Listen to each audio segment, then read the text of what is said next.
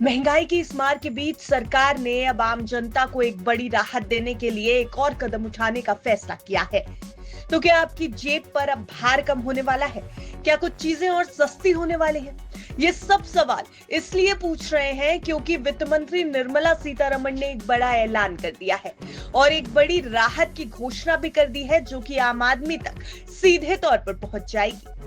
दरअसल finance minister ने एक बड़ा ऐलान करते हुए कहा कि जीएसटी दरों में अभी और कटौती होगी। जी हाँ, आपने सही सुना, जीएसटी दरें अभी और कम हो सकती हैं और आम जनता के लिए ये एक बहुत बड़ी राहत होगी। जीएसटी काउंसिल का ये अहम फैसला जल्द आ सकता है और इसकी ओर इशारा खुद वित्त मंत्री निर्मला सीतारमण ने कर दिया है।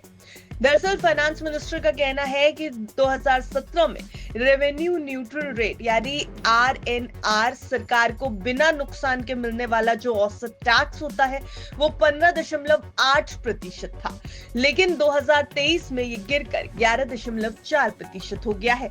लेकिन कहानी यही खत्म नहीं होती।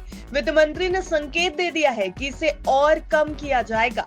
इसका मतलब साफ है, कुछ सामान और सर्विसेज की कीमतों में अभी और कटौती होगी। लेकिन आखिर अब सवाल ये उठता है कि ये बदलाव कब से लागू होंगे, क्योंकि इतनी बड़ी खबर है, इतनी बड़ी खुशखबरी है, तो अब आम जनता इसके लागू होने का भी बेहद बेसब्री से इंतजार करेगी। इसका अंतिम फैसला जीएसटी काउंसिल की अगली बैठक में लिया जाएगा कि इन बदलावों को आखिर कब से लागू करना है। वैसे अगर देखा जाए तो इंडियन इकोनॉमी इस समय सही ट्रैक पर नजर आ रही है। जीडीपी से लेकर जीएसटी कलेक्शन तक के आंकड़े ये संकेत भी दे रहे हैं। एक और जहां तीसरी तिमाही में भारत की जीडीपी ग्रोथ 6.2% रही है, तो आईएमएफ ने भी देश की इकोनॉमी की रफ्तार जारी रहने की बात कही है। वहीं दूसरी ओर भारत में जीएसटी कलेक्शन के आंकड़े भी इकोनॉमी की सेहत दुरुस्त होने की ओर इशारा कर रहे हैं। सरकार द्वारा जारी आंकड़ों पर अगर एक नजर डालें तो फरवरी 2025 में जीएसटी कलेक्शन 1,84,000 करोड़ रुपए रहा, जो सालाना आधार पर 9.1% ज्यादा है।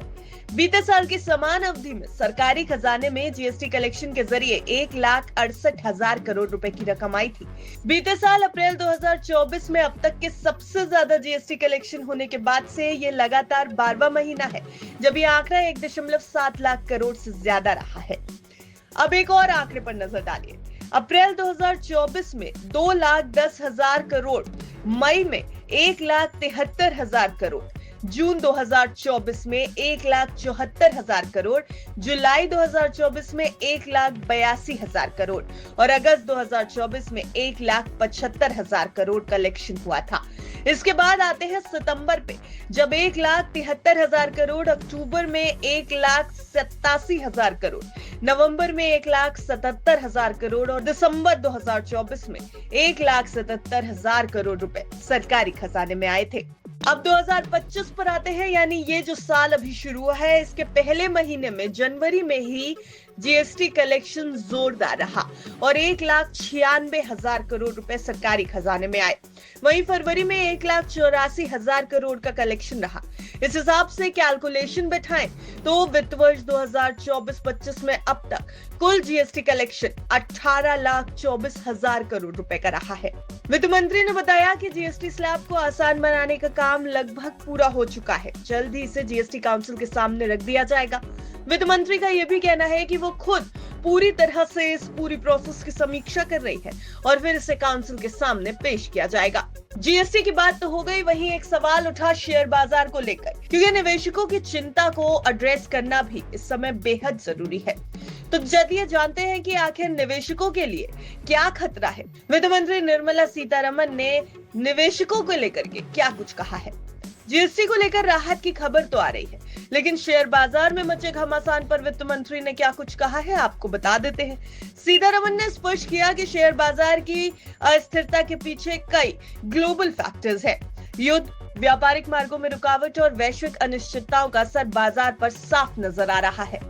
वित्त मंत्री के हिसाब से रेड सी में शिपिंग में रुकावट, समुद्री डकैती और व्यापार बाधाएं और रूस, यूक्रेन और इजराइल गाजा युद्ध का असर कई मेजर फैक्टर्स हैं। इन सभी वजहों से दुनिया भर के बाजार प्रभावित हो रहे हैं और भारत भी इससे अछूता नहीं है। वित्त मंत्री ने चीन से आने वाले सस्ते माल पर भी चिंता जताई है और कहा है कि सरकार छोटे उद्यमों को बचाने के लिए सख्त नजर बनाए हुए है।